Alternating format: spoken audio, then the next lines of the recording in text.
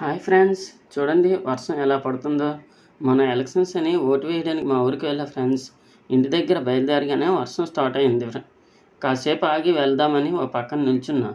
ఎవ్వరికి భయపడకుండా చేసేది ఒక్క ఓటు వేయడమే కదా ఫ్రెండ్స్.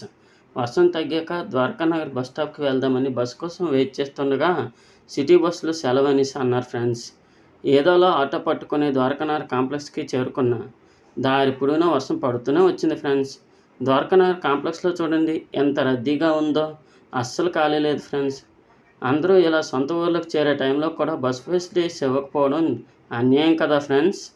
ఏదోలా సొంత ఊరికి చేరుకొని ఎవ్వరికీ భయపడకుండా నాకు నచ్చిన వ్యక్తికి ఓటు వేసి గెలిపించాలనే ఉద్దేశంతో కష్టపడి బస్సు ఎక్కి 5 అవర్స్ జర్నీ చేసి మా ఊరు చేరుకొని ఇలా ఓటు వేసేసా ఫ్రెండ్స్. రిటర్న్ మళ్ళీ నెక్స్ట్ డే జాబ్లో జాయిన్ అవ్వాలి కదా అని రిటర్న్ వైజాగ్ వద్దామని చూస్తే బస్సు లేదు ఫ్రెండ్స్. సో ట్రైన్కి వచ్చేద్దామని రైల్వే స్టేషన్కి వెళ్తే మళ్ళీ ఖాళీ లేదు. చాలామంది ఓటు వేయడం కోసం మాత్రమే కష్టపడి సొంత ఊర్లకు వచ్చారంట. రైల్వే స్టేషన్లో 4 అవర్స్ వెయిట్ చేస్తే ట్రైన్ వచ్చింది friends. Thank you for watching friends. Please like, share and subscribe.